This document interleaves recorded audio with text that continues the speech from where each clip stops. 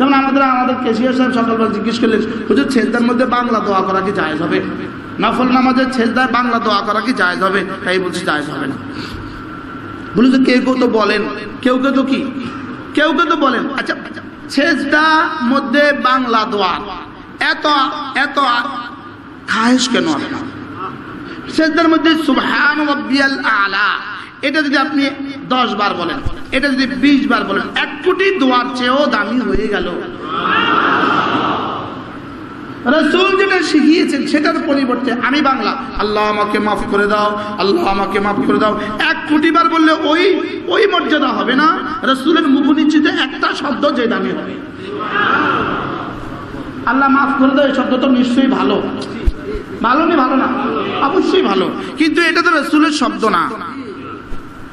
মূলত আমাদের ভাষা জীবন্ত, আরবি কোরআনের ভাষা, আরবি ভাষা জীবন্ত। আমাদের সাধারণ থেকে সাধারণ মানুষ আরবি ভাষা কিছুটা বুঝে এবং কিছুটা ভালোবাসে এবং কিছুটা পারে। যেমন ইহুদিদের মূল ভাষা, ইহুদিদের কোনো পণ্ডিত তাদের তাওরাতের মূল ভাষা পারে না। আমাদের একজন এখন জীবিত আছেন একজন বাংলাদেশের একজন এখন তিনি মালয়েশিয়া থাকেন, হযরত জুলফিকার আলী নকশবন্দি দামাত বারাকাতুহু। সারা পৃথিবী থেকে আমেরিকাতে একটা কনফারেন্স আছে, সারা পৃথিবী থেকে সমস্ত ধর্মের বড় বড়দেরকে দাওয়াত দিচ্ছে। কি জানি একটা সম্মেলন ছিল, এই সম্মেলনে ওনাকেও দাওয়াত দিচ্ছে। মুসলমানদের পক্ষ থেকে নির্বাচিত হয়েছে কে? জুলফিকার আলী নকশবন্দি দামাত বারাকাতুহু। ইনি প্রথমত ইংরেজি শিক্ষিত মানুষ, এরপর ইনি মাদ্রাসায় পড়ছেন। গতবার সৌভাগ্য হয়েছে রমজান আমরা দেখছি মদিনায় তৈয়বা, আমাদের দেখার সৌভাগ্য হয়েছে। মুসাফা তো আর করতে পারি নাই, আমরা তা হুলস্থুল করে মুসাফা করি না, আপনার মতো দূর থেকে চাইয়া এসেছি মদিনায় তৈয়বা। তো ইনি কনফারেন্সে হাজির, ইনি হলেন মুসলমানদের প্রতিনিধি। ইয়াহুদ নাসারা যা সব আছে সুন্দর মতো, ইনি সুন্দর মতো স্টেজে গিয়ে বললেন, আজকে প্রত্যেক ধর্মের গ্রন্থের অনুসারীরা তার নিজ নিজ ধর্মগ্রন্থের মূল ইবারত দিয়ে 1 পৃষ্ঠা করে শোনাবেন।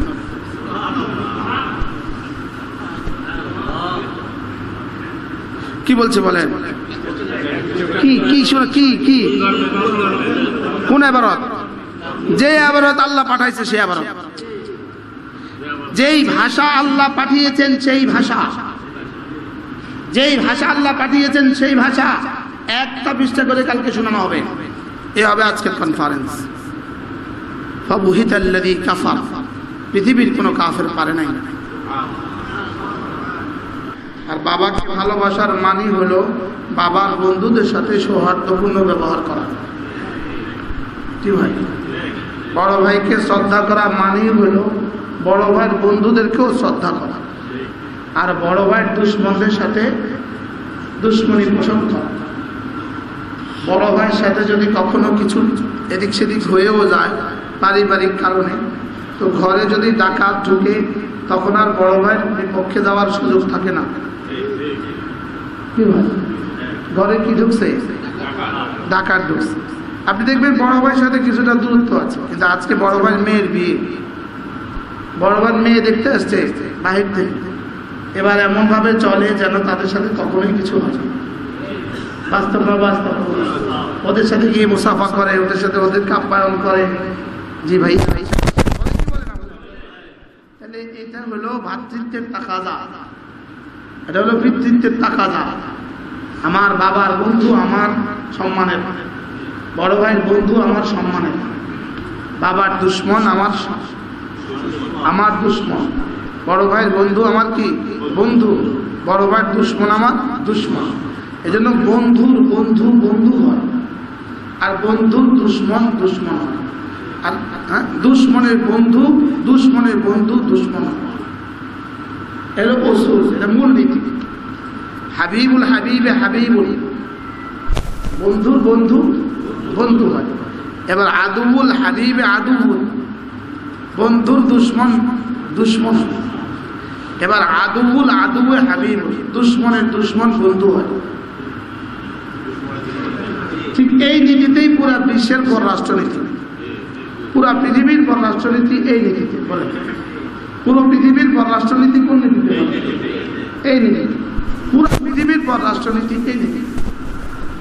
এজন্য আমরা কোরআনে কারীমের ওই আয়াতে কারিমাগুলো তেলাওয়াত করে আসছিলাম, যেগুলোতে রব্বে কারীম আমাদেরকে দোস্তির মাপকাঠি বলে দিয়েছেন। দোস্তির মাপকাঠি আর দুশমনের মাপকাঠি তুমি কোন বুনিয়াদের উপরে। দেখেন, আপনি কিন্তু কুকুর পালেন, কারোর ঘরে পালতু কুকুর মানে পালা কুকুর থাকতে পারে, পালা কুকুর শিকারি কুকুর থাকতে পারে। ওই শিকারি কুকুরের সমস্ত খাবার কিন্তু আপনি দেন। এই শিকারি কুকুরকে খাবার না দিয়ে মেরে ফেলার কোনো সুযোগ নেই, গুনাহে কবিরা হবে। গুনাহে কি হবে?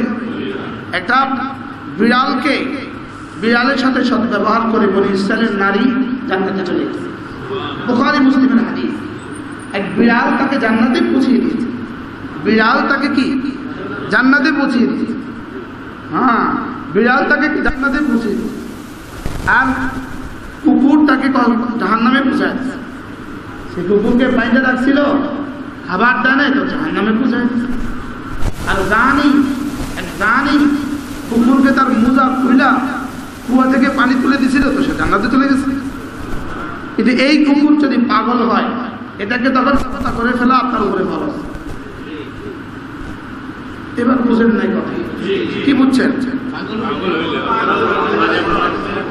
পাগল হলে এই কুকুর তারা তো হাজারো মানুষ কি হবে, ক্ষতিগ্রস্ত হবে। এই জন্য এটাকে তখন হত্যা করে ফেলতে হবে। এটাকে তখন কি করে ফেলতে হবে?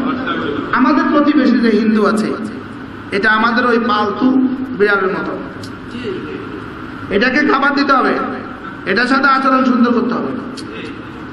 বুঝেন নাই কথা? এটা যদি পাগল হয়ে যায়, এটা মেরে ফেলতে হবে। এটা কি করতে হবে? এটা মেরে ফেলতে হবে। এই আয়াতে কারিমাগুলোর অর্থ এই নয় আমার আশেপাশে হিন্দুদের সাথে দুর্ব্যবহার করা, এর অর্থ এই নয়। এর অর্থ কি নয়? এর অর্থ এই নয়। এর অর্থ আপনার একটা কর্মচারী আছে হিন্দু, ওর সাথে কালকে থেকে দুর্ব্যবহার শুরু করে দিবেন, এর অর্থ এই নয়। বুঝলেন? এর অর্থ কি নয়? এর অর্থ এই নয়। এজন্য রহমাতুল লিল আলামিন সাল্লাল্লাহু তাআলা আলাইহি ওয়াসাল্লাম, যিনি রহমত হয়ে দুনিয়াতে আসছেন, হ্যাঁ, বলে ওমা ইন্নাকা লাআলা খুলুকিন আযীম, আপনাকে আমি মহান চরিত্রে অভিষিত করেছি, অধিষ্ঠিত করেছি। খুলুকে আযীমের উপরে রাসূলকে অধিষ্ঠিত করেছেন। সুবহানাল্লাহ। খুলুকে আযীম যেন ঘোড়া, রাসূলকে যেন খুলুকে আযীমের উপরে বসিয়েছেন। সুবহানাল্লাহ। রাসূলের চেয়ে উত্তম চরিত্র পৃথিবীতে না আর কারো ছিল, না সামনে কারো আসবে। সোয়া লাখ নবীকে যত চরিত্রের মাধুরী দিয়েছেন, মুহাম্মদুর রাসূলুল্লাহকে একাতার সত্তা দিয়েছেন। তো মুহাম্মদুর রাসূলুল্লাহর চরিত্র কেমন ছিল? মাইকে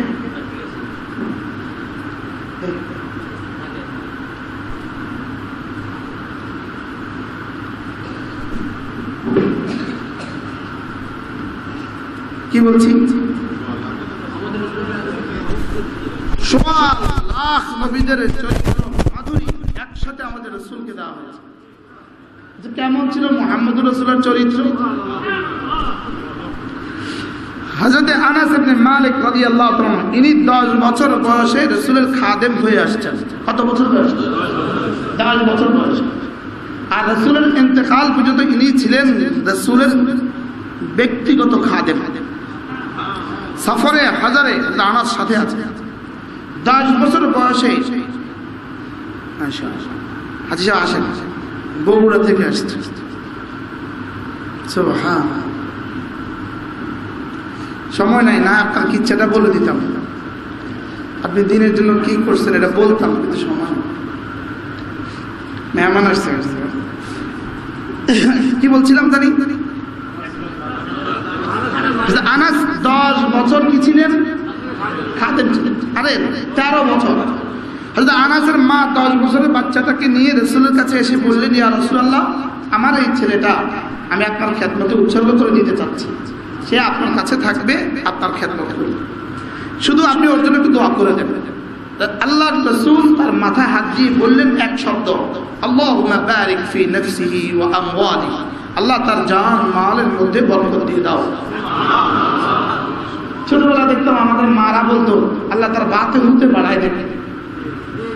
আসলে ভাত মানে আমওয়াল আর ফুত মানে আওলাদ। তো আমগো তাছে তো ভাতে হুতে বাড়াই দেবে, বলতো কি বলতে না, ভাতে ফুতে বাড়ায় দিক। আল্লাহ রাসূল যেন এই শব্দই বললেন, আল্লাহ তার ভাতে ফুতে বাড়ায় দেন। আল্লাহুম্মা বারিক ফি আওলাদি ওয়া আমওয়ালি, আল্লাহ তার জানে মালের মধ্যে বরকত দিয়ে দাও। এক শব্দ দেখেন, এক শব্দ। হযরত আনাস 98 হিজরিতে ইন্তেকাল করেন। সর্বশেষ বছরে যিনি ইন্তেকাল করেন তিনি আনাস ইবনে মালিক। সুবহানাল্লাহ। এরপরে একজন সাহাবী জীবিত ছিলেন, ইনি ছিলেন হযরত আবু তুফাইল আদ-দৌসি, যিনি 102 হিজরিতে ইন্তেকাল করেন। যদি মওতের সিদ্ধান্ত না থাকতো তো রাসূলের ওই বরদোয়ার কারণে আনাস এখনো জীবিত থাকতো, কিন্তু রাসূল তার জন্য দোয়া করে দিয়েছেন সাল্লাল্লাহু আলাইহি ওয়াসাল্লাম। এবার সম্পদ বাতে ফুতে বাড়া, ছেলে মেয়ে ছিল তার শুধু তার নসলে, তার নিজের ঔরজাত সন্তান 100 জন, 78 জন ছেলে 22 জন মেয়ে। কেমন ছিল হযরত আনাস ইবনে মালিক? কতজন সন্তান? 100 জন সন্তান, 78 জন ছেলে 22 জন মেয়ে। প্রসঙ্গ পাল্টেছে ভেতর সমস্যা। হযরত আনাস ইবনে মালিক রাদিয়াল্লাহু তাআলা আনহু, ইনি সরাসরি ইমাম আযম আবু হানিফার উস্তাদ। ইমাম আযম আবু হানিফা ইনি সরাসরি হযরত আনাস ইবনে মালিককে দেখেছেন। এজন্য হযরত ইমাম আবু হানিফা সরাসরি তাবেঈ। সুবহানাল্লাহ বলেন। সরাসরি কি? সরাসরি তাবেঈ, সরাসরি তাবেঈ, সরাসরি তাবেঈ। কে? ইমাম আবু হানিফা রাহমাতুল্লাহ সরাসরি তাবেঈ। 8 জন সাহাবীকে ইমাম আবু হানিফা দেখেছেন তার জীবদ্দশাতে। সাহাবী 8 জন সাহাবীর জীবদ্দশাতে ইমাম আযম আবু হানিফা তাকে দেখেছেন সরাসরি। আমি যদি ইমাম আযম আবু হানিফা রাহমাতুল্লাহ কোনো কথা মানি তো আমি হয়ে যাই আহলে হাদিসের খিলাফ। আর যদি ও ম্যাট্রিক পাস করে নাই, হ্যাঁ ছোট একটা বই নিয়ে যদি কোনো বক্তৃতা দেয় তো সে হয়ে যায় আহলে হাদিস। তাকে মানে, তাকে কি? তাকে মানে। এই বাংলাদেশ থেকে কামেল পাস করছে তো তাকে মানে। বাংলাদেশ থেকে কামেল পাস করা মানে কি কি পড়া, এটা আমাদের একটা জেহানে মুখস্থ আছে। আমি আপনাদের পুরা সিলেবাস ক্লাস 1 থেকে কামেল পর্যন্ত সিলেবাস বলতে পারবো। এরা যখন কদ্দুর পড়ছে, কদ্দুর পড়ছে, কথা বুঝেন নাই কথা? এরা কদ্দুর পড়ছে, আমরা কদ্দুর পড়ছি এটা আমরা জানি, মনে বুঝেন না? আপনি ম্যাট্রিক পাস করছেন, আপনি জানেন না ম্যাট্রিকের পড়াশোনা আপনি কি করছেন? আপনি ইন্টারমিডিয়েট পড়ছেন, আপনি কি জানেন না আপনি ইন্টারমিডিয়েটে কি কি পড়াশোনা করছেন? বলি না আমরা, কিন্তু আমি তো জানি আমার বহর কদ্দুর এটা আমি জানি তো, বুঝলেন না? আমার বহর তো সামান্য, এটা আমি জানি না। প্রত্যেকেই সাহিবুন নফস আদরা বিমা ফিহা, প্রত্যেক নফস আলাই জানে তার এখানে কি কি আছে। জানে কি জানে? আমি যে কয়টা অঙ্ক জানি এটা তো আমার খবর আছে। আর আমার ম্যাট্রিক পাস করার সময় আমি যে কি পরিমাণ নকল করছি এটা তো কিন্তু আমার খবর আছে। এটা ইন্টারমিডিয়েট পাস করার জন্য কি পরিমাণ নকল হয়েছে এটা তো আপনাদের খবর আছে। নকল খবর নাই। স্যাররা কেমনে ম্যানেজ করছে এটা তো আমাদের খবর আছে। হ্যাঁ, হল সচিব কেমনে পরীক্ষা নিয়ন্ত্রণ, আরে হল সচিবদের খবর, ম্যাজিস্ট্রেট ম্যানেজ করছে, আমাদের তো খবর আছে। বলি না সাহিবুন নফস আদরা বিমা ফিহা। ইমাম আযম আবু হানিফা রাহমাতুল্লাহ সরাসরি দেখছেন তাকে। এজন্য ইমাম আযম আবু হানিফা, ইমাম শাফিঈ, ইমাম মালিক, ইমাম আহমদ বিন হাম্বল প্রত্যেকেই ছিলেন মুজতাহিদ। প্রত্যেকেই কোরআন আর হাদিসের পুরোপুরি ইলমের আলোকে কোরআন হাদিস থেকে পুরোপুরি মাসআলা বের করার যোগ্যতা সমস্ত ইমামদের ছিল। সুবহানাল্লাহ বলেন। তো এদের কথাগুলোকে মানলে হয়ে যাব আমি অন্য কিছু, আর আজকের কোনো শায়েখকে মানলে হয়ে যাব আমি আহলে হাদিস। কিভাবে সম্ভব? মনে হয় বুঝেন নাই। আমরা যারা আজকে আহলে হাদিস দাবি করি 50টা হাদিস মুখস্থ বলার কোনো সুযোগ নাই। বুকের ফাটা থাকলে কেউ দেখা 50টা হাদিস মুখস্থ শোনাবে, যেমন আমি মুস্তাফা নবী 50টা হাদিস আপনাকে মুখস্থ শুনিয়ে দিব, অসম্ভব পারবো না। এটা অসম্ভব, কথা বুঝেন না? এটা অসম্ভব।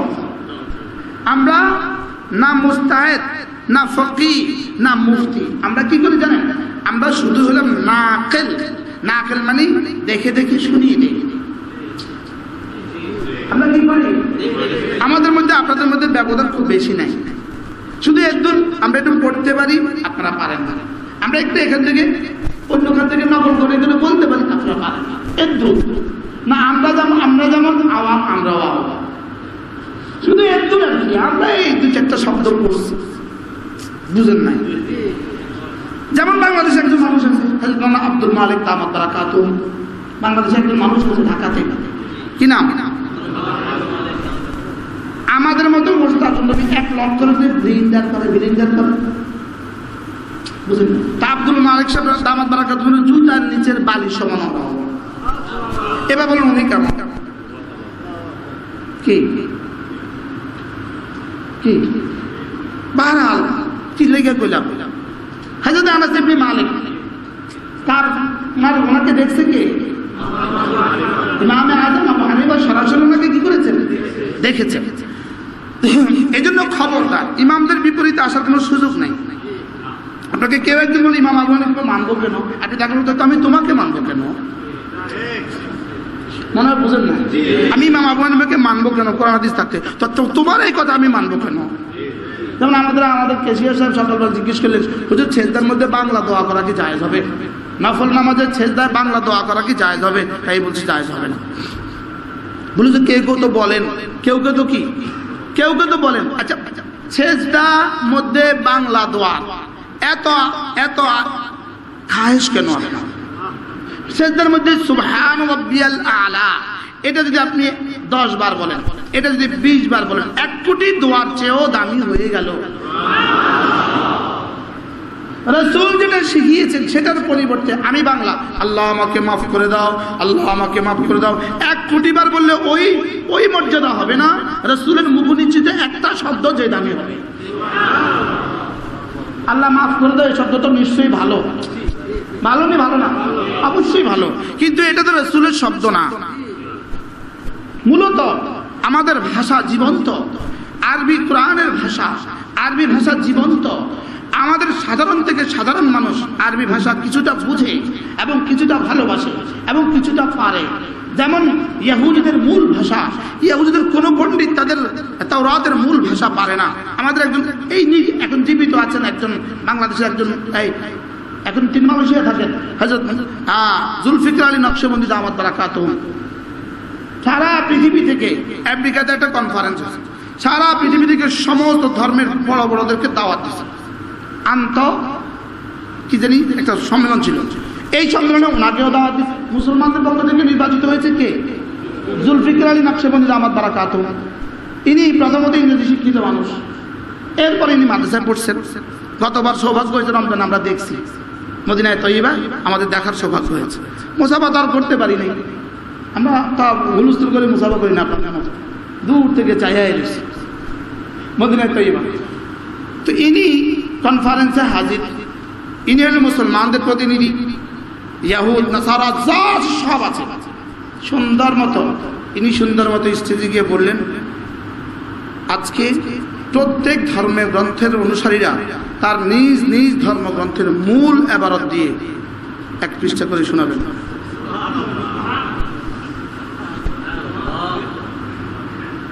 কি বলছে বলেন? কি কোন ইবারত? যে ইবারত আল্লাহ পাঠাইছে সে ইবারত, যেই ভাষা আল্লাহ পাঠিয়েছেন সেই ভাষা, যেই ভাষা আল্লাহ পাঠিয়েছেন সেই ভাষা 1টা পৃষ্ঠা করে কালকে শোনানো হবে। এ হবে আজকের কনফারেন্স।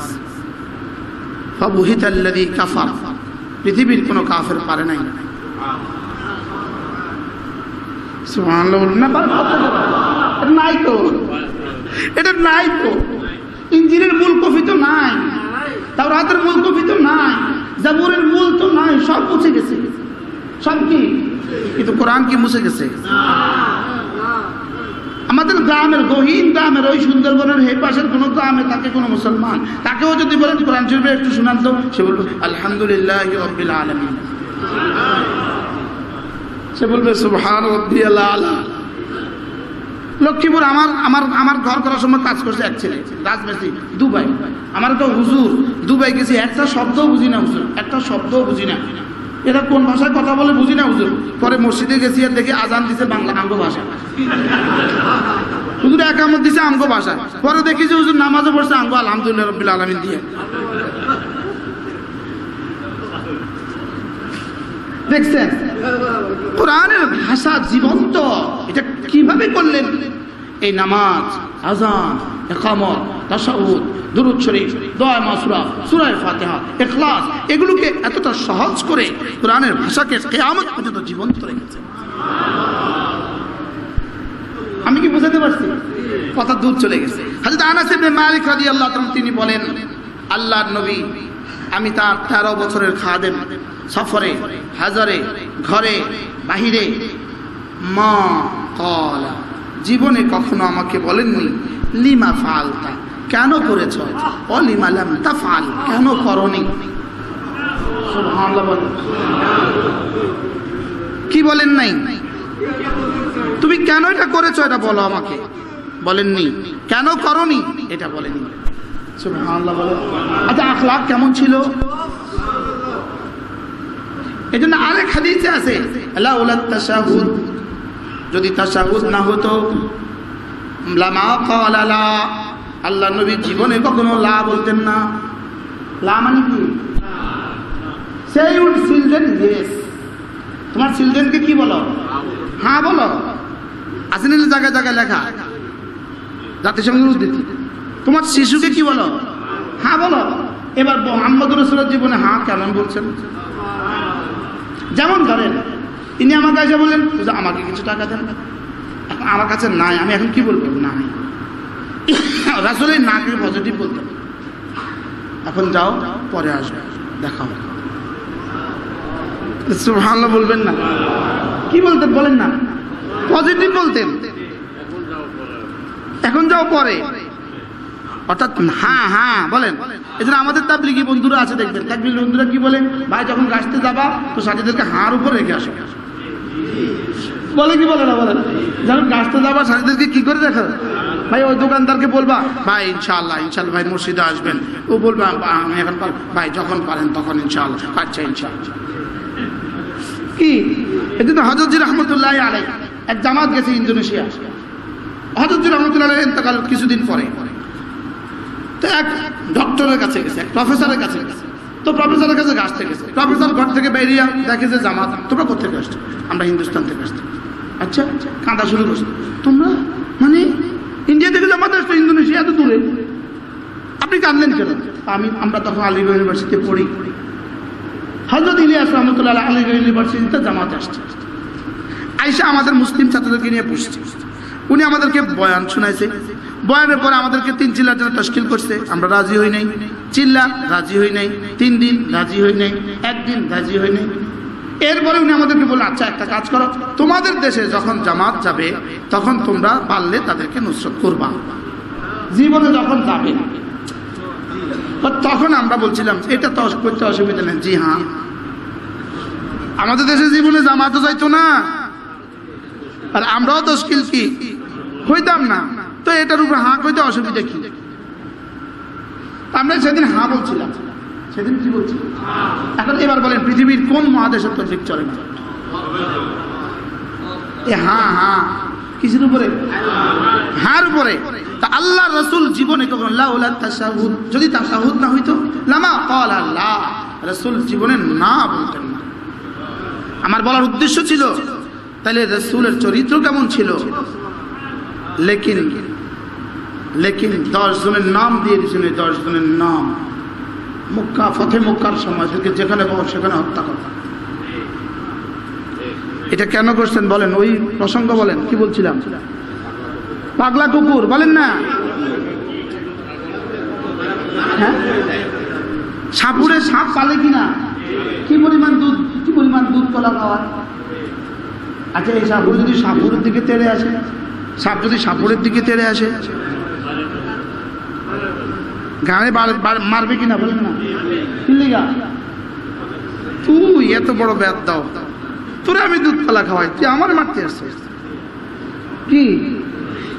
এই হইল কোরআনে কারীমের মূল আলোচনা, যে তোমার ঈমান যেন হয় এমন, আমি যাদেরকে ভালোবাসি তুমি তাদেরকে ভালোবাসবা, আর আমি যাদের সাথে দুশ্মনী রাখি, যারা আমার সাথে দুশ্মনী রাখে, তাদেরকে তুমি ঘৃণা বলে প্রত্যাখ্যান করবা। এর অর্থ এই নয় এখানে যাই এক হিন্দুর সাথে দুর্ব্যবহার। আমি কি বুঝাতে পারছি আপনাকে? এর অর্থ কোনো হিন্দুর সাথে, আমার দেশে কোনো হিন্দুর সাথে কি নয়। বাকি মজার খবর হলো বাংলাদেশে হিন্দু বৌদ্ধ ঐক্য পরিষদ আছে, হিন্দু বৌদ্ধ মুসলিম ঐক্য পরিষদ হয় নাই। বলেন, হিন্দু বৌদ্ধ খ্রিস্টান ঐক্য পরিষদ আছে না নাই? তো এরা মুসলিম ঐক্য পরিষদ রাখতে পারলো না? হিন্দু বৌদ্ধ খ্রিস্টান ঐক্য পরিষদ আছে না বাংলাদেশে? এরা রাখতে পারলেন না হিন্দু বৌদ্ধ খ্রিস্টান মুসলিম ঐক্য পরিষদ? মুসলিম রাখছে এরা ঠিক মতোই বুঝে, কিন্তু বুঝি নাই আমরা। এরা ঠিক মতোই বুঝি নাই কে? আমরা। বারহাল আমার আলোচ্য বিষয় ছিল